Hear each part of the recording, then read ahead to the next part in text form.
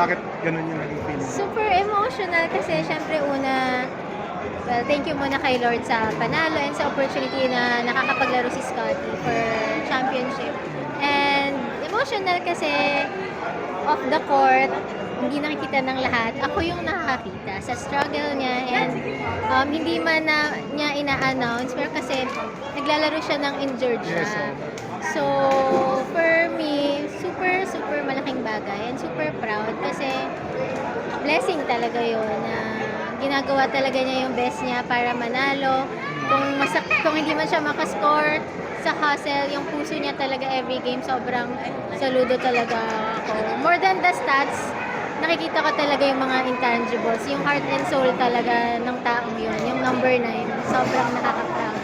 Eh, ikaw anong ginagawa niyo po para, ma-encourage siya kahit with all the struggles, with all the injuries, ano lang yung mga, in general, yung mga sinasabi mo sa kanya or anong tulong ginagawa mo para overcome niya yun? Siyempre, alam namin lahat na God is in control. Siya yung sovereign, siya yung may alam ng lahat. Kung ano man yung nangyayari, natatalo sa games, si Lord naman lahat yan eh. So, we just put our trust and faith in Him na kahit anong mangyari, we will still praise Him and glorify Him. Si God lang yung center sa ups and downs, si God talaga yung nag-strengthen sa Kanya. Ako, instrument lang ako ni Lord, pero more on si God talaga.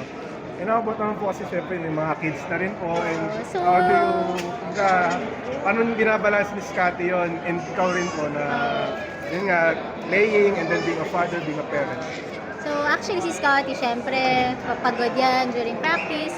Minsan, feeling down every time natatalo sa game.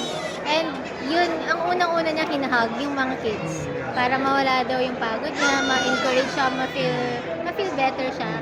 And mas inspired daw siya ngayon kasi si Aster medyo nakakaintindi na.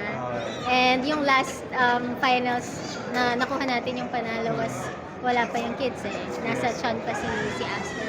So for me naman, binabalance ko din na pag nasa bahay si Scotty, okay, sige, mag-rest ka lang. Ako na muna bahala sa kids, ako na muna bahala sa mga negosyo. Focus ka na muna, bawi na lang. Since sabi ko, last na lang to, game 7. Tiisin mo na love yung mga pain. So, worth it naman and na-bless naman. Especially nag-finals MVP. Very thankful and grateful. Okay po, ma'am.